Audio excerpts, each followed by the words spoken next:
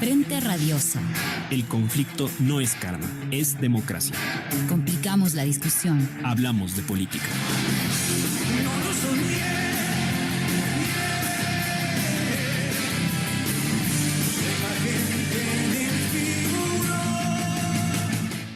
Hola con todas y con todos, bienvenidos nuevamente a Frente Radioso, un espacio que, como siempre lo decimos, está comprometido con debatir y agitar la política.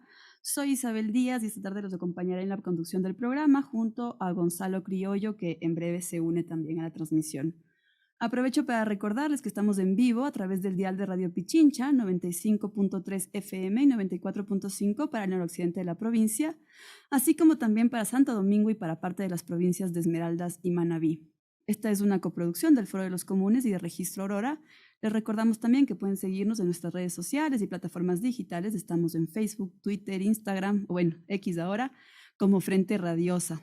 Aprovecho también para agradecer a Lineadura, medio de comunicación digital ubicado en New Jersey, quienes retransmiten este espacio radial para la comunidad migrante en Estados Unidos, a la coordinación técnica desde los estudios centrales y a todo el equipo de producción del programa.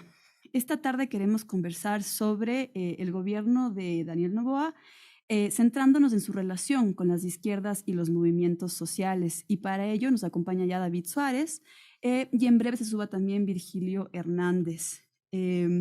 Así, aquí comenzamos Frente Radioso.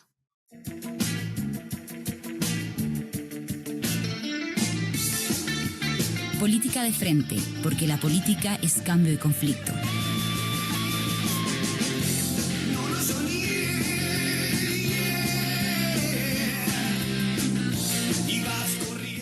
Bueno, entonces para arrancar la discusión en lo que se suman el resto de panelistas, quisiera arrancar contigo, David, bienvenido a este programa y comenzar por preguntarte tu lectura sobre la crisis que está viviendo el país en estos días, incluso ya desde antes de las fiestas. Tenemos el caso Metástasis, el escape de Fito, los motines. ¿Cómo podemos leer desde el campo popular lo que ocurre en el país hoy por hoy? Bienvenido. Gracias, siempre es un gusto estar acá con ustedes. Yo creo que aunque podamos ensayar lecturas analíticas de la crisis y podamos, digamos, intentar encontrar causas analíticas que nos expliquen lo que está pasando, creo que yo comparto con la gran mayoría de la población el azoro, ¿no? Esto de estar absolutamente sobrepasado por los hechos, ¿no? Yo creo que sí es una crisis inédita, es una crisis excepcional, es una crisis de la que no tenemos ninguna referencia anterior. Es decir, no podemos regresar a ver el calado de la crisis del 99 y decir estamos frente a esto, porque lo que hemos vivido es un proceso de devastación a todo nivel, ¿no? Digamos, creo que lo más palpable es que ha habido una devastación institucional que ha sido profundamente destructiva, ¿ya? Lo que está pasando ahora, en ese sentido, es muy complejo porque la consigna podría ser volvamos al orden, ¿no? Volvamos de alguna manera a lograr reencauzar las fuerzas sociales, logremos recuperar la capacidad de mando del Estado sobre esas economías ilegales que parecen haber estallado el Ecuador, ¿no? Dicho sea de paso, qué curioso, el estallido del modelo no vino por el lado de la confrontación de los sectores subalternos con los sectores dominantes. El estallido del modelo vino desde dentro, ¿no? Digamos, más que tendríamos que pensar en la implosión más que en el estallido desde ese punto de vista, ¿no?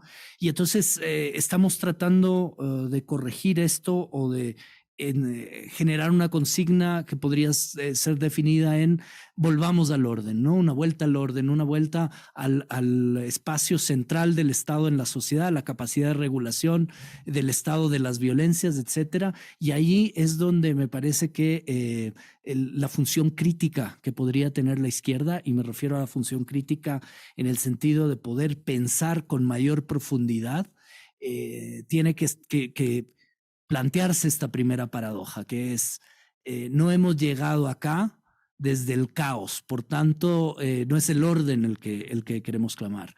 lo que estamos viendo es que este es el nuevo orden. Este es el orden que ha fabricado la devastación neoliberal.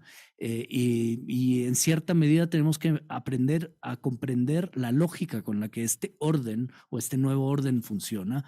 Pero en todo caso, haríamos mal en plantear un retorno a un incierto orden o a un incierto una incierta vuelta a un pasado idílico, cuando es en ese pasado idílico justamente donde se propulsaron las fuerzas que hoy están destruyendo. La gran pregunta es, ¿pueden las clases dominantes, pueden los sectores dominantes, pueden las oligarquías que están, digamos, en control y que han sido los grandes actores de este proceso de devastación, pueden ser una respuesta cuando en gran medida lo que estamos viendo es que el caos ha nacido de ese orden, ¿no? Entonces, para mí se abre la gran pregunta respecto a si no es posible volver a ese orden idílico. No basta con simplemente decir necesitamos un poco más de presencia del Estado.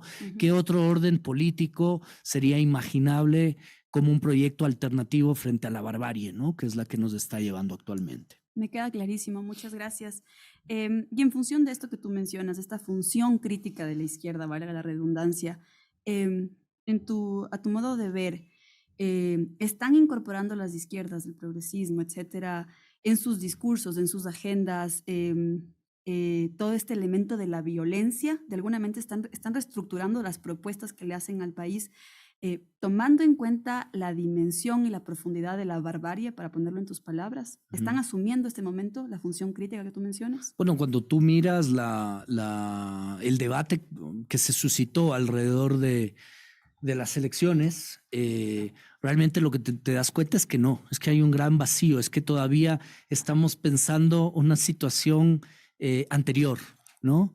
La gran consigna, de alguna manera, de una de las fuerzas que representa sin duda una posición impugnadora del actual estado de cosas, fue la postura de volvamos a lo que fuimos, volvamos a aquel orden, volvamos a esa capacidad, digamos, de que el Estado garantice unos mínimos de convivencia civil, ¿no? Pero pienso que no es en este momento ya suficiente el apelar al momento inmediatamente anterior. Es decir, hay una crisis inédita, hay una novedad que nos demanda y nos exige pensar no solamente en términos de cómo el Estado vuelve a tener autonomía y no es ese aparato mafioso absolutamente cooptado por los grupos delincuenciales, los grupos mafiosos, sino también pensar qué pasa con la sociedad, ¿no? Pensar, por ejemplo, cuál puede ser en una sociedad fragmentada, atomizada, en la que las grandes narrativas de los años 90, por ejemplo, de la izquierda, parecerían ya no tener espacio, cómo volver a recomponer una racionalidad que nos vuelva a ligar a la sociedad, ¿no? Pero también entendiendo que tenemos una sociedad en donde el tejido social está destruido, está devastado, ¿no? Yo insistiría en esa figura de una gran devastación, que no es solo institucional, ¿no? No es solo lo que vivimos con el Trujillato, no es solo, es una devastación económica, es una devastación social, es una devastación también de las posibilidades de proyecto político. Entonces también creo que la izquierda en general, por hablar de todos los sectores, creo que está en el mismo nivel con el que empezamos esta entrevista. Estamos frente al reto de pensar lo inédito, pero también estamos frente al shock de lo inédito, ¿no? Okay. Muchísimas gracias, David. Bienvenido, Virgilio. Gracias por acompañarnos también esta tarde. Yo arrancaba el programa preguntándole a David por cómo entender desde el campo popular el momento político actual que vive el país. Pensemos un poco antes de irnos al fin de año, etcétera. Teníamos el caso Metástasis, ahora mismo se habla del escape de Fito, motines en las cárceles. ¿Cómo se está leyendo o cómo se puede leer desde el campo popular aquello? Y aprovecho también este último comentario que hacía David. ¿Cómo están las izquierdas? ¿En qué medida están respondiendo a esto desde el shock o tenemos ya una manera de incorporar este nuevo momento del país y pensar, ¿no?, hacia dónde caminar? Bienvenido. Buenas tardes, siempre un gusto poder estar en este espacio, siempre un gusto poder reflexionar, conversar. A ver, yo creo que si se quiere derrotar a las derechas, los progresismos deben demostrar que son capaces de tener respuestas a los problemas concretos que en este momento vivimos. Cómo responder a la crisis de legitimación de una sociedad capitalista decadente que va dinamitando, y ahora sí cabe la palabra literalmente, va dinamitando todos los elementos de cohesión social, va dinamitando el Estado de Derecho, va dinamitando las formas de la propia democracia liberal, ¿sí? Frente a esto, todo y hasta incertidumbre todos los días creciente por cómo se profundiza la crisis, por a quién golpea la crisis.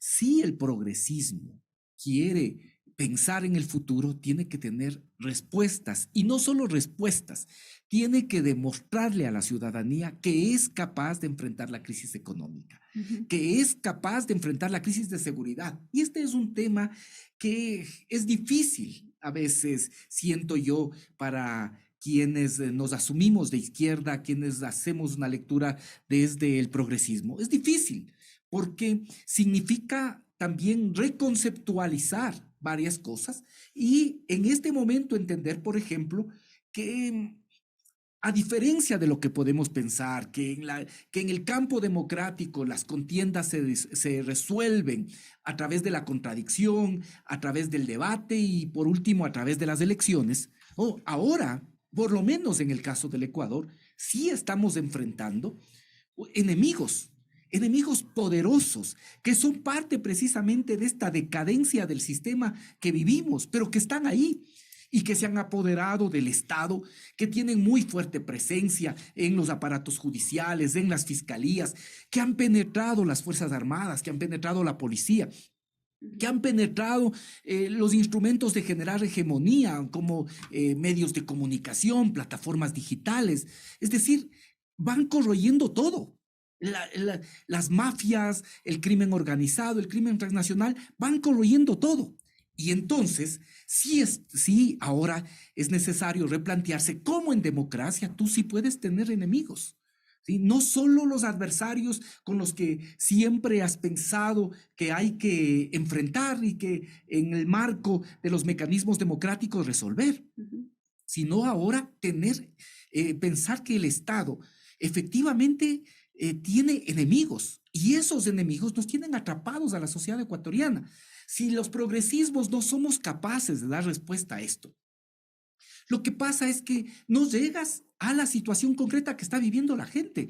Fíjate, ¿qué es lo que subyace en estos momentos en que han pasado, no sé, 24 más horas de incertidumbre, ¿no? Porque llegamos al absurdo. Es que esto ya es la evidencia de un Estado fracasado, de que en una cárcel la comandancia, el comandante general de la policía, ministros, el propio presidente, no te pueden decir si se escapó o no. No te pueden decir. Sí, fíjate esta cosa de que está desaparecido, como en una cárcel, ¿sí? En una cárcel que tú tienes mecanismos de control, que cuentas a quienes están internos, está desaparecido.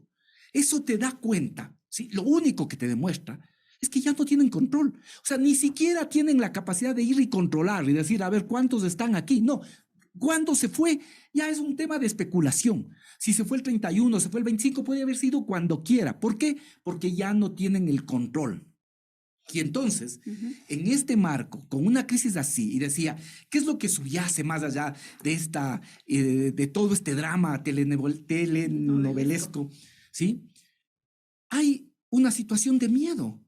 Porque inmediatamente lo que la gente piensa es que esto puede significar que mañana empiece a haber buses incendiados, cochebombas, que puede proliferar ahora una guerra interna entre las mafias y verse atrapada la población en esa guerra. Y entonces, si las izquierdas, si los progresismos no somos capaces de tener respuestas también para enfrentar los problemas de seguridad, para poder decir, también esto es posible hacer y asegurarle condiciones de mayor certidumbre, de mayor seguridad a la gente, entonces no estamos dando respuestas, ¿sí? Y así uno podría decir en el marco de los derechos, en el marco del tema del cambio climático, en el marco de una construcción de una sociedad con derechos, pero ojo, también de una sociedad que involucre responsabilidades y una responsabilidad central de solidaridad, de corresponsabilidad como valor central. Y esto significa pensar en macro, pero también significa pensar en micro. ¿Y cómo? Y con esto termino esta idea. ¿Y cómo con esto? Efectivamente, las izquierdas pueden dar respuesta, por ejemplo, al tema de convivencia ciudadana. O sea, si la gente no entiende que hay una relación entre el espacio público y yo que tengo una mascota, en la mañana no le abro la puerta para que mi mascota vaya y se cague en las veredas o en los espacios verdes, ¿sí? Si no es capaz de vincular esas dos cosas, ¿sí? Si se ha interiorizado que uno saca al perro para que el perro no ensucie la casa, pero está ensuciando el espacio común, ¿sí? Entonces, creo que también tenemos el desafío de no solo seguir insistiendo en una sociedad con derechos, sino también este otro tema de una sociedad en la que los ciudadanos puedan sentir que son corresponsables del orden que se tiene que destruir, que enfrentar, pero también que construir. Ok, Virgilio, muchas gracias. Hemos hablado del momento actual, si se quiere, pero quizás si retrocedemos un poquito en el tiempo y pensamos en la muerte cruzada y la eventual salida de Lasso, la salida que ocurrió como tal, en su opinión, y creo que también esto es importante situarlo, ¿se puede leer la salida de Lasso como una victoria del campo popular? Han trabajado, ha habido un posicionamiento discursivo incluso desde las izquierdas, progresismos, para capitalizar el hundimiento de la derecha bancaria. David. Creo que es una buena pregunta porque nos obliga a no ser condescendientes, ¿no? Nos obliga a no adquirir victorias ajenas, quizá, y nos obliga a mirar muy críticamente lo que pasa en el país. Yo pienso que hay una clave en lo planteado por Virgilio, y es lo que tú decías en ese sentido de no estamos frente a tiempos democráticos, no estamos en un momento en donde ganamos la batalla en el Parlamento, ganamos la batalla en la disputa de la opinión pública con la sociedad. Estamos en momentos tan extraordinarios que para efectos de la vida real, la salida de Lasso y su reemplazo por Noboa ha sido lo mismo. Casi da lo mismo, ¿no? No diría que exactamente, porque sería también ponerme en una posición excesivamente pesimista. Creo que era importante quebrar, digamos, un mandato que profundizó la penetración de las mafias del Estado, pero también, digamos, en consistencia con el avance hacia una desestatalización de la sociedad, hacia una... no es solo esta ausencia del Estado en sociedad, es la ausencia de cualquier orden, cualquier forma de cohesión social, ¿no?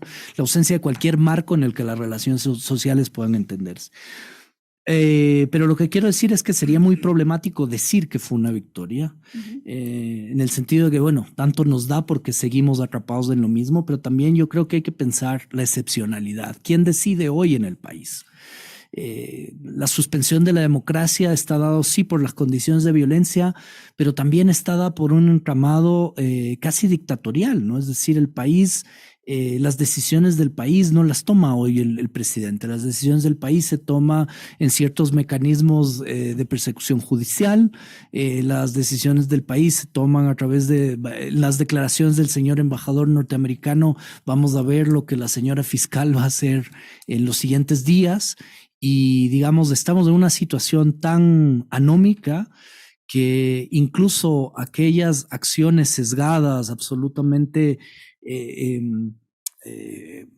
digamos que apuntan a unos grupos, pero no a otros, ¿no? En donde uno puede ir leyendo también esa penetración, digamos, de los intereses de las mafias dentro del Estado y una especie como de instrumentalización del Estado para esas mafias.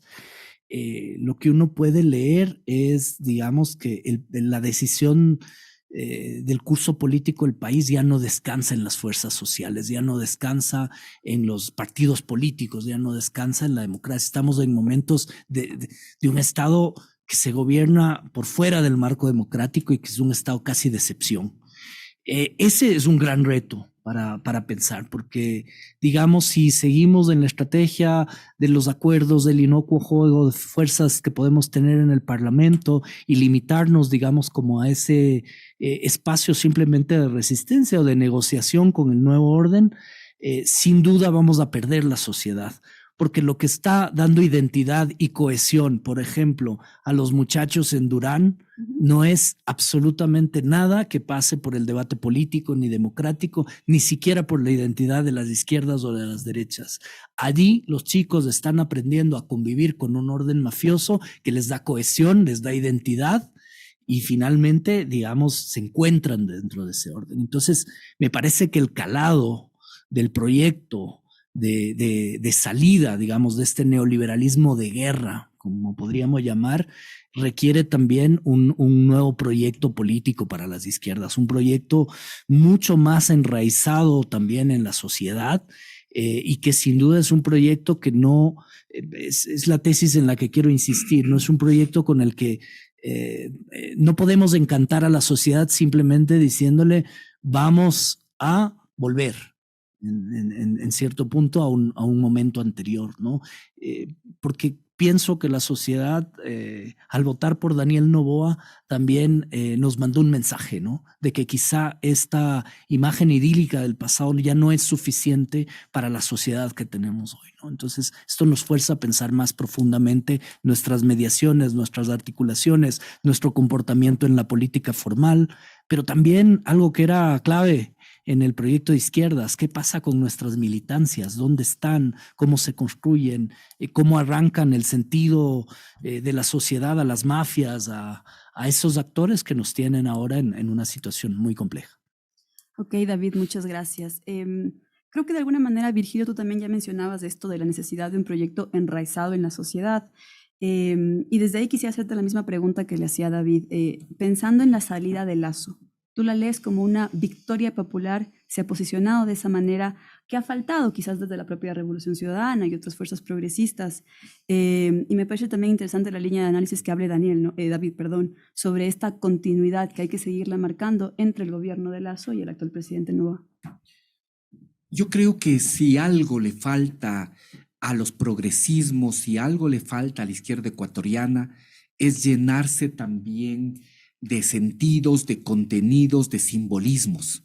Yo sí creo que fue una victoria del campo progresista, una victoria del campo popular. Lo que pasa es que el que tengas una victoria no te asegura que en el futuro solo vas a seguir acumulando victorias.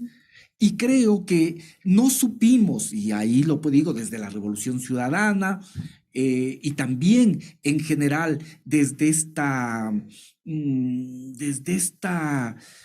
especie de comernos entre los distintos sectores de izquierda, recoger y recuperar como una victoria de los progresismos el haber concluido con el gobierno de Lasso. Pero este debería haber sido un momento de victoria, ¿sí? Lo resolvió a través de los mecanismos constitucionales, que también fueron mecanismos establecidos para resolver democráticamente, que también debería ser un tema que en este repensar de la democracia nosotros reivindiquemos. ¿Cómo se resolvían antes de estas crisis? Generalmente estas crisis de hegemonía se resolvían porque en espacios por fuera de la institucionalidad, pero con mucho poder, el cortijo o afuera, se cambiaba de presidentes. Ahora se resolvió, tuvo que acudir a un mecanismo democrático, pero tuvo que acudir a un mecanismo democrático ante la incertidumbre de que no podía tener los votos para salvarse Lasso y que podía ser destituido. ¿Y destituido por qué? Por ser un presidente que tenía corresponsabilidad en actos de corrupción. Y además, aunque eso no haya sido materia de juicio, estaba en la cabeza de que era un presidente que permitió la connivencia con lo que tiene que ver con grupos y con relaciones mafiosas que fue parte del debilitamiento del Estado, en el que cayó incluso la propia policía, para generar vínculos con sectores mafiosos en los que estaba involucrado su familia también. Esto es lo que no se ha investigado, ¿no? Su banco. Esto también es importante decir, porque generalmente cuando se mira este problema, se mira las mafias y el funcionamiento mafioso que existe ahí, que corroe la democracia.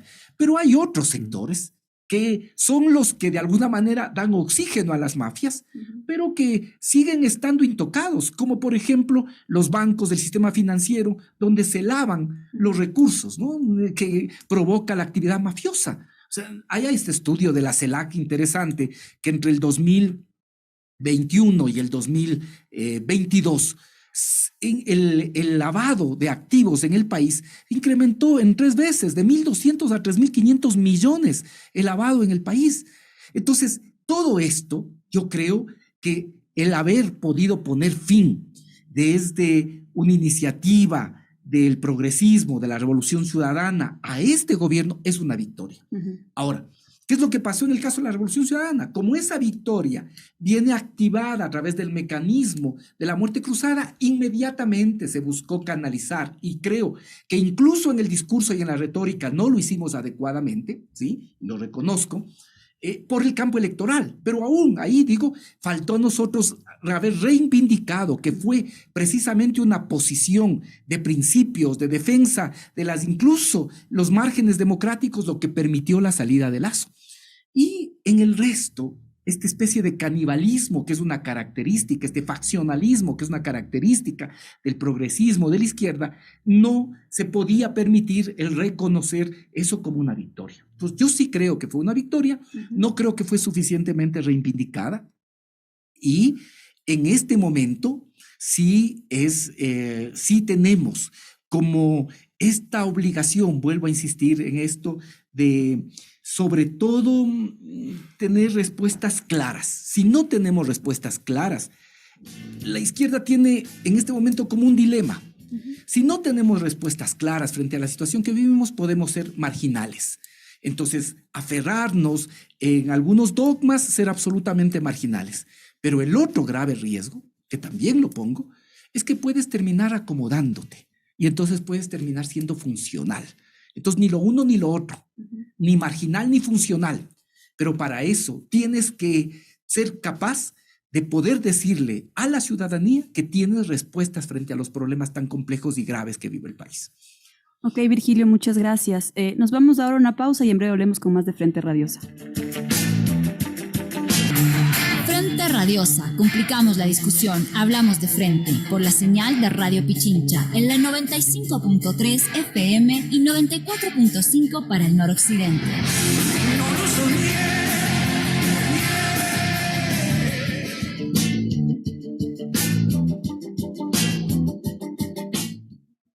Seguimos con más de Frente Radiosa, estamos con David Suárez y Virgilio Hernández. Ahora nos va a hacer una pregunta Gonzalo, entonces sí les pido que se pongan los audífonos para que puedan escucharlo. Qué gusto, David, qué gusto, Virgilio, y toda la audiencia de Radio Pichincha que nos sigue aquí en Frente Radiosa como todos los lunes. Fundamentalmente, a partir de que tuvimos un contexto pasando este gobierno de Daniel Noboa, acaba de plantear su primer estado de excepción con toque de queda, un poco la receta que ya hemos visto previamente también con Lasso. Preguntarles precisamente, y en este caso a ti, David, ¿cómo se hace política popular en tiempos de esta violencia extrema? Por un lado, este estado de excepción, toque de queda, pero además también una ola de violencia fundamental que ha afectado a las organizaciones populares. Cabe decir, y además comentarles a ustedes como panelistas, varias invitadas, especialmente del área de Esmeraldas, estuvieron invitadas a este espacio para también compartir, pero está la ola de violencia que hubo impedimentos también para que esto pueda suceder. Entonces, restringe incluso estas vocerías importantes al momento de visibilizar lo que está pasando. David, quisiéramos escuchar tu reflexión sobre esto. Bueno, muchas gracias, Gonzalo. Yo me temo que no tenemos respuesta, o al menos, digamos, me parece que deberíamos reconocer que hay una situación de excepcionalidad que requiere pensar con mayor profundidad, ¿no? Me haces una pregunta que es muy difícil de responder, que es exactamente cómo podemos recuperar el protagonismo de lo popular en tiempos de guerra, ¿no? Yo pienso que, bueno, también vale la pena reconocer que los latinoamericanos hemos vivido diversos momentos de violencias genocidas incluso, ¿no? Que se dirigen a anular la capacidad de acción de los sujetos. No me parece para nada casual y de hecho por ejemplo, no sería raro que las violencias crecientemente empiecen también a dirigirse hacia los activistas, hacia los dirigentes sindicales, en algunos casos. En la costa he escuchado, de hecho, algunas denuncias que tienen que ver con esta coalición de violencias y represión, por ejemplo, a trabajadores del banano que intentan sindicalizarse. Entonces, lo que quería decir es que quizá una de las líneas de conversación que se hacen necesarias es aprender, por ejemplo, de momentos críticos en la historia de Latinoamérica, como para recuperar ciertas tradiciones militantes en ese sentido, ¿no? Ciertas tradiciones de protección, cuidado, reconstrucción de los tejidos sociales en condiciones de violencia. Pero también un gran desafío es cómo le ganamos a la territorialización del narcotráfico, por ejemplo, en nuestros barrios, en nuestros espacios. Creo que allí, por poner un ejemplo, ¿no? Pienso que allí, por ejemplo, la sinergia entre instituciones que están en manos democráticas, como podría ser el municipio de Quito, y la ciudadanía, los espacios barriales, los espacios parroquiales que nos quedan, es necesario crear ahí unas alianzas fuertes, intensas, ¿no? Una presencia intensa y de alta escucha frente a lo que estamos viviendo. Creo que, por ejemplo, parte de poder responder esta pregunta requiere reconocer que estamos viviendo una situación nueva y como toda situación nueva necesitamos pensar esa situación nueva. Pensar no va a salir de una cabeza o de un comité de expertos solamente. Es indispensable entender cómo está viviendo hoy la gente este fenómeno. Es indispensable escuchar qué es lo que está planteando la gente, no como salidas, sino, digamos, como rasgos, como características, qué está haciendo hoy mismo la gente para resistir el terror y, digamos, potenciar aquellas respuestas. Creo que una clave importante está en lograr soldar al sujeto político en sus espacios de organización política, pero también en sus espacios de organización social. Me da la idea de que es cuando más presente debería estar un proyecto de izquierda, cuando más acompañadas deberían estar las sociedades que están sufriendo el embate de la violencia, ¿no? Cuando más mecanismos deberíamos desplegar para entender exactamente cómo funciona este proceso, ¿no? Cómo está atado a la minería ilegal, cómo está atado, por ejemplo, al lavado de dinero y sacar de ahí la fuerza, digamos, del programa, ¿no? De un programa que nos permita ir resolviendo estos temas. Pero el programa no es vuelvo a insistir, por supuesto que tienen que haber experiencias de estatalidad anteriores que se pueden recuperar. Por supuesto que tienen que haber expertos, pero creo que sobre todo la salida de esto requiere de una gran capacidad de articulación con los sectores sociales, de ganarle al narcotráfico, de ganarle a la violencia en los territorios, ¿no? Y lograr ingeniar estrategias para poder hacer eso. Escuché, y con esto termino, ¿no? Una idea de que estaban trabajando, por ejemplo, en algunos sectores de Quito, la idea de consejerías de paz, ¿no? De a través de la reconstrucción del tejido social, de reconocer consejeros, el poder resolver temas de violencia que están de alguna manera en ciertas manos, ¿no? Reducir la violencia de género, reducir la violencia intrafamiliar. Creo que volviendo a dar un rol fuerte a la sociedad, digamos, sin que esto sea quimérico, utópico, sino con el acompañamiento debido del Estado, es una de las vías con las que debemos ensayar una salida a esta situación.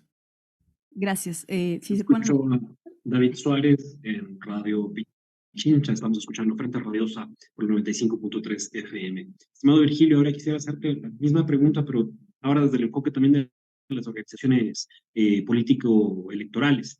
Finalmente, también la ola de violencia marca la agenda política de las organizaciones. pues la agenda de la securitización se pone sobre la mesa y, por ejemplo, se descuidan otras discusiones importantísimas como la economía, el modelo de Estado en el que vivimos, que tienen incluso una consecuencia sobre esa ola de inseguridad y violencia.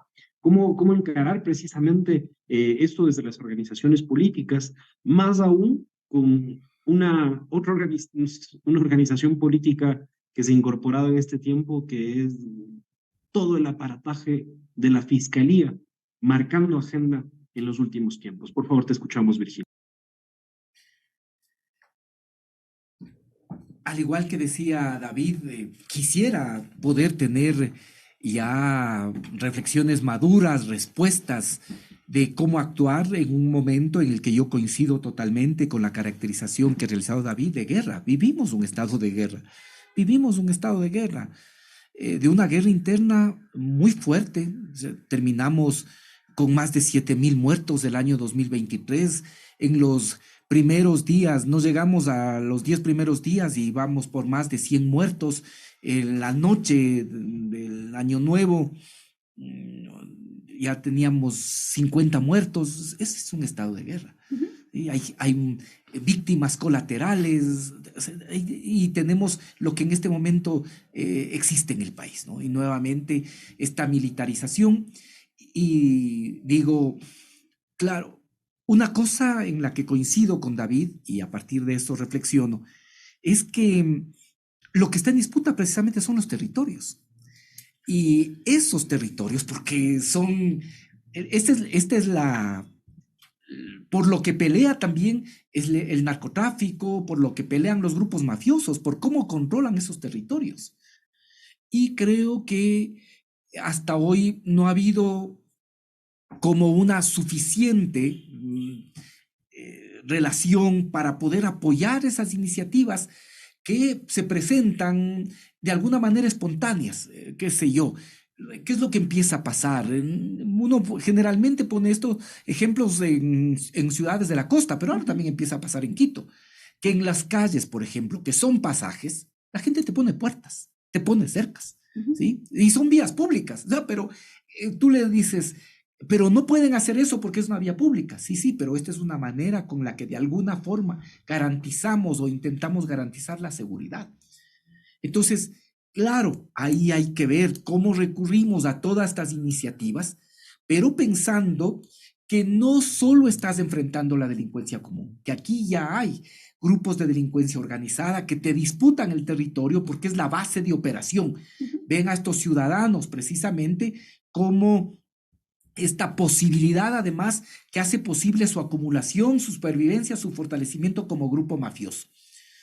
Entonces, creo que eso hace compleja la relación, pero en algunos lados de los gobiernos locales debería también buscar estrecharse esa relación, pensando que un tema que a la gente no le permite vivir en paz es precisamente el tema de la seguridad. Te digo, es como de alguna manera una sociedad atrapada, como una sociedad secuestrada. Hay miedos que son legítimos, que son reales. Ya no es la preocupación de si un delincuente se escapó o no de un centro penitenciario, es cómo eso va a repercutir en la situación de vida de los ecuatorianos de todos los días, si va a haber o no incendio de buses, si va a haber o no repercusiones y violencia en las calles. Este es un tema. Y respecto de cómo disputar electoralmente, yo digo, aquí también cabe hacer una reflexión, porque a veces podemos pensar que hay respuestas mágicas y que frente al deterioro, frente al fracaso, porque hay que decir que estos gobiernos de derecha, neoliberales, ¿sí?, han fracasado, pero han fracasado. Y esto podría, ¿no es cierto?, en una suerte de péndulo decir, no, esto va a abrir posibilidades de que fuerzas progresistas puedan recolocarse. Y yo digo que esta es a veces una respuesta falsa, es una salida por la ventana. ¿Qué pasó con Moreno? Decíamos, no, después del gobierno de Moreno, no puede haber algo peor. No, y vino Lasso y fue peor. ¿Ya? Ahora vamos 7 semanas Y lo que vemos es que las respuestas siguen siendo más o menos las mismas, ¿sí? Y entonces, y digo son las mismas porque es un estado de excepción sin pensar al mismo tiempo de forma global. Entonces, yo creo que la única salida a lo que me pregunta Gonzalo es tener precisamente esto que no hace la derecha. Ojo, que no hace la derecha, pero también o sea, uno puede pensar que ya vio todo en la derecha. No, o sea, también hay unas posiciones de derecha cada vez más extremas. Cada uno pueden llamar y hay toda una discusión académica si es o no fascista. No, hay cada vez derechas más autoritarias, pues. ¿Sí? Derechas cada vez más autoritarias que tienen una posición de plantearte temas como la pena de muerte, como todo lo que tiene que ver con xenofobia, con expulsiones, con una sociedad cada vez más vigilada, más controlada, ¿sí? Es decir, no hemos visto también todo el despliegue que pueden tener estas fuerzas autoritarias. Y entonces la salida para evitar precisamente ir a lo que podría ser un desenlace de una derecha cada vez más autoritaria, es pensar en respuestas integrales, en temas integrales, que sean capaces de hacer lo que dice Gonzalo. O sea, hay que vincular, porque son temas que están relacionados. La decadencia de un sistema capitalista con la necesidad al mismo tiempo de relegitimarse, al mismo tiempo con apetitos voraces que quieren desestatizar todo, ¿sí? Y al mismo tiempo el tema del narcotráfico, la delincuencia, que es fruto de una desinstitucionalización cada vez más grande de la sociedad, están vinculados. Es decir, aquí, claro que tiene una relación directa entre la crisis económica, la crisis institucional y este reino ahora de los grupos mafiosos. Pero por supuesto que están conectados. Y quizás hay un par de puntualizaciones. Tú ya has mencionado varias veces el tema del arraigo social del proyecto y desde ahí, si hacemos un balance electoral además, pensando específicamente en la Revolución Ciudadana, por ejemplo, sabemos que el año pasado prácticamente arrasaron a nivel local. Hoy en día manejan varios gobiernos locales. Entonces, desde ahí se puede plantear un programa, creo que es importante situarlo. Pero también hacia el final mencionabas un elemento interesante que es, ok, hay una radicalización de las derechas, todos estos elementos que tú situaste, pero a la vez también es un campo que a veces parece ambiguo, ¿no? Tenemos a un Daniel Noboa que parecería decirnos yo no soy anti, que estaría abierto al diálogo y de alguna manera eso hace aún más difícil el accionar o la respuesta que se pueda generar de las propias izquierdas, del progresismo. Y por eso nada más puntualizar esta pregunta que te decía antes, Gonzalo, ¿cómo actuamos frente a la hipertrofia del aparato judicial, ¿no? Sobre todo cuando pensamos en el reino de la fiscal Diana Salazar, que es una jugadora política de suma importancia hoy por hoy, ¿no? Yo creo que en general, y aquí se ve con mucha claridad, las fiscalías juegan, sobre todo en países donde ha habido experiencias de gobiernos progresistas, tienen el mismo rol para el sistema político que lo que el Banco Central es para los neoliberales. El control de las fiscalías, porque a través del control de las fiscalías controlan el juego político, controlan el juego democrático. A través de las fiscalías proscriben, a través de esta comunión entre fiscalías, medios de comunicación, determinadas élites políticas, creo que son capaces de imponer o es parte de este escenario antidemocrático del que hablaba David. Eso es muy claro. Y entonces uno puede ya en este momento, y hay medios que se ufanan, la propia fiscal, decirte cosas como que sí, que los derechos son para todos, menos para los correístas. Casi así resulta. Porque si una persona, ¿no? Fíjate, mira la locura que en este tiempo no discutimos. Estos delincuentes que han causado terror estaban detenidos. ¿Por qué salieron? Porque se aplicaron las normas, ¿sí? Se aplicaron las normas que existían en ese momento en el anterior Código Penal que permitía que con el 40% estas personas puedan recuperar la libertad, pasen a otro tipo de régimen, el régimen semiabierto. Eso hicieron con delincuentes, a quienes El SNAI les calificó, si no estoy mal, creo que a Junior le calificó con 8.6, ¿sí? A Rasquiña con 6, ¿sí? Cosas así. Entiendo que estos son los puntajes, ¿sí? Cuando se trata de que esas mismas normas se apliquen para el caso de Jorge Glass, a Jorge Glass el SNAI le califica con 2.8, ¿sí? Porque no socializa, ¿sí? No podía socializar porque estaba aislado, porque tenía una hora de patio, porque no participa en actividades culturales, no importa que sacó 2 maestrías, que estaba haciendo un doctorado, no. Hay unas normas que se aplican, ¿sí? Y otras que evidentemente se dirigen hacia los correístas. Creo que cosas como esas rompen, acaban con el Estado de Derecho.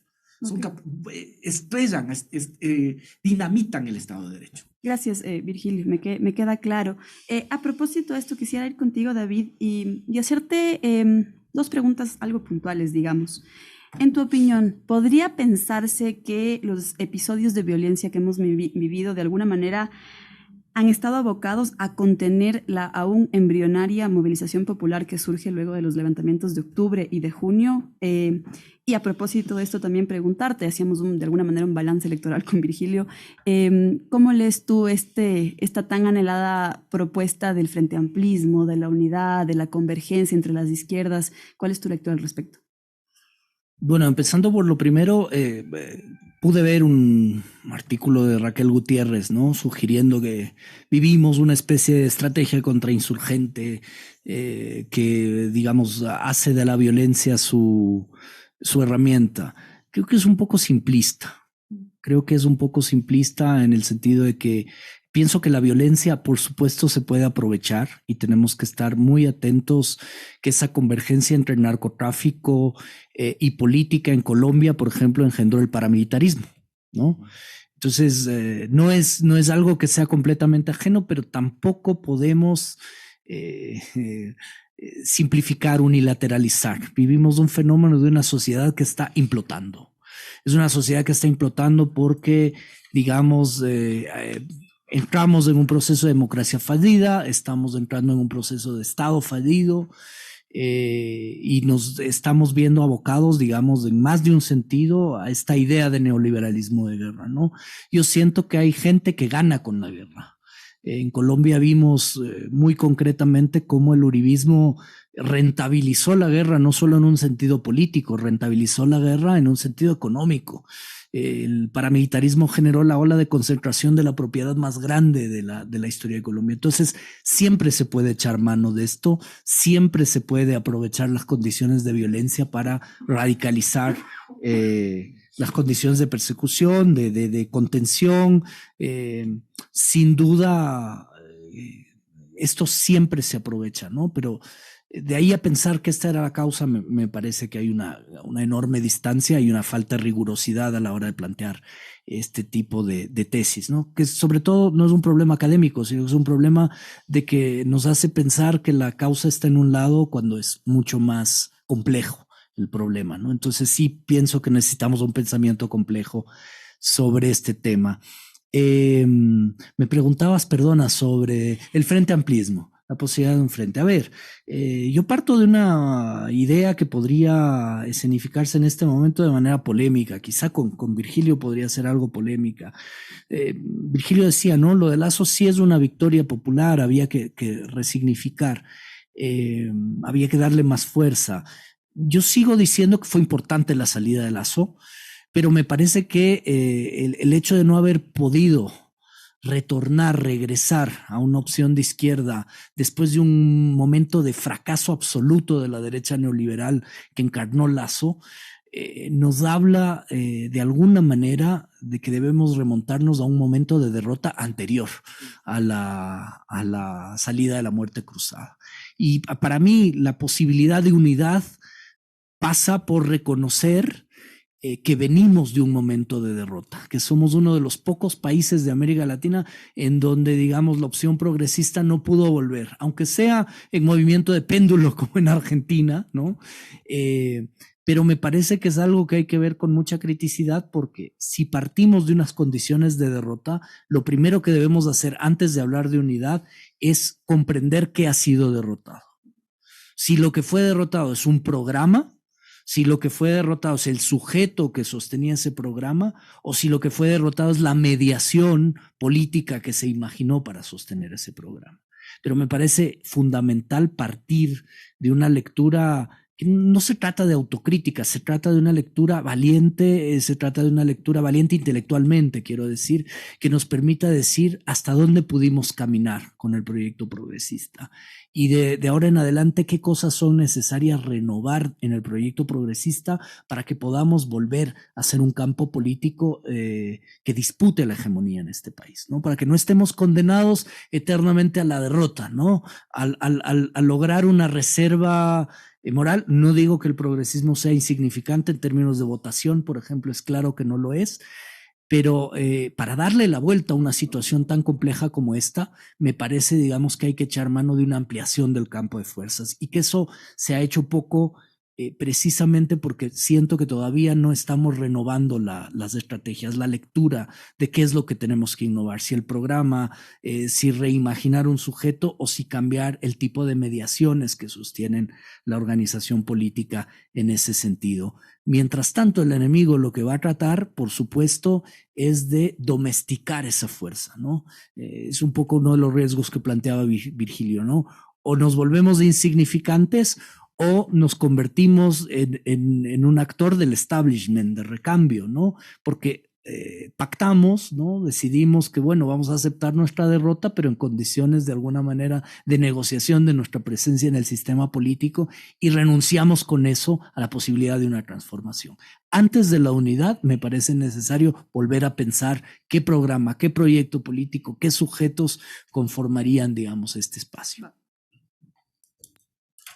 Creo que hay varios temas fundamentales que has topado, David, en esta intervención, y para ir cerrando también este programa que ha sido sumamente interesante, yo pongo una reflexión sobre la mesa y voy con la pregunta final para ambos invitados, y es que la izquierda en general, el progresismo, tiene deudas en pensar el trabajo, en pensar las condiciones materiales, la vida, cuestiones que, por ejemplo, en otros espacios como en Argentina, la propia derecha y la más radical logró dar respuestas, capaz llegando incluso a la posverdad, pero llegó a dar respuestas en algunos casos a medida de engaños, entre otras cuestiones. Y son los riesgos que podemos vivir también en el Ecuador y en otros espacios. Creo que sobre esa base es indispensable, sí, pensar la unidad, pero a partir de lo que tú mencionas, estimado David, con base en una agenda. ¿Y cómo se podría establecer esta agenda? ¿Cómo pensar precisamente al 2025, donde si nuevamente los sectores populares no piensan en una articulación política, seguramente la derecha gobernará por 4 años más y profundizaremos toda la miseria que estamos viviendo en este momento? Sé que es una pregunta compleja, pero nos da para las reflexiones finales. Por favor, Virgilio, vamos contigo. A ver, yo creo que el tema es aún más complejo. Generalmente cuando no sabemos definir bien una situación como este momento, uno puede decir es complejo. Y creo que este es el caso.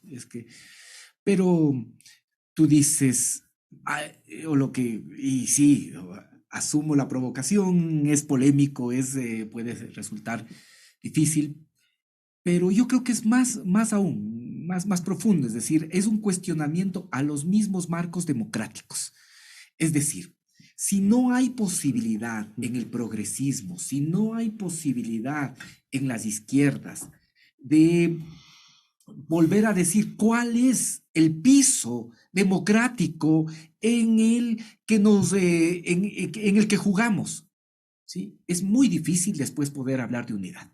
Es decir, nosotros podríamos decir, fuimos derrotados, pero podemos decir también, somos capaces y hemos sido capaces de resistir, de ser una fuerza política significativa en los gobiernos autónomos, a nivel de la asamblea, después de 6 años de persecución, después de que nos arrebataron el movimiento político, después de que nos proscribieron, después de que nos encarcelaron, que nos exiliaron, que con nosotros no hay derechos.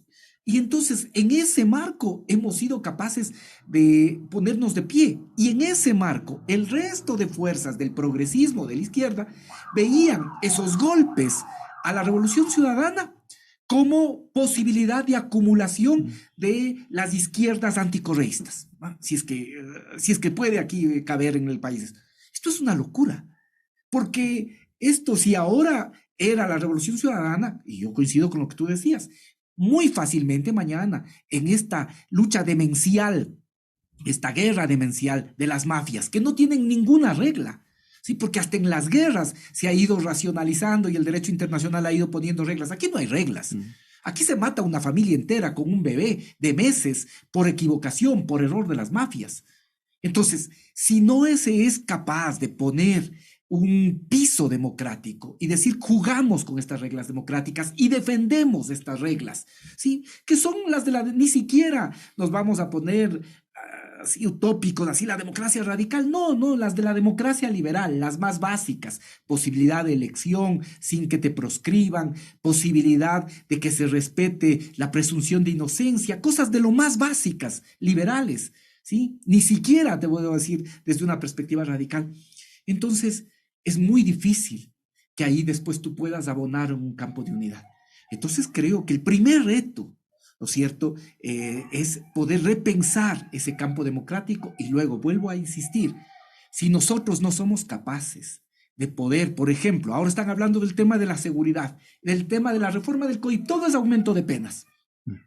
Si nosotros no somos capaces de abordar esa discusión y decir, vamos a reformar el COIP, pero veamos cómo también en el COIP, con la reforma del COIP, despoblamos las cárceles, ¿sí? Vamos, por ejemplo, a que los delitos de tránsito o no son las mismas cárceles. ¿Por qué no pensar que algunos municipios puedan efectivamente volver a tener cárceles para los infractores y los contraventores de tránsito y las personas que no pagan alimentos y los delitos no violentos? Vamos también pensando en alternativas, pero hay que ponernos en esta discusión que es la que a la gente le preocupa. Si nosotros huimos de ese debate, si nosotros nos quedamos en una así general unidad, si no hablamos de los problemas concretos, si no le damos respuestas a la gente en el tema de seguridad, de economía, de trabajo, si no somos capaces de presentar ahí propuestas radicales, no tenemos posibilidad de triunfo hacia el futuro. Muchísimas gracias, Virgilio, David, por habernos acompañado esta tarde. Lamentablemente se nos acabó ya el tiempo, pero así es siempre aquí en la radio. Con esto cerramos Frente Radiosa y nos vemos el próximo lunes a las 6 de la tarde. Muchas gracias. Gracias.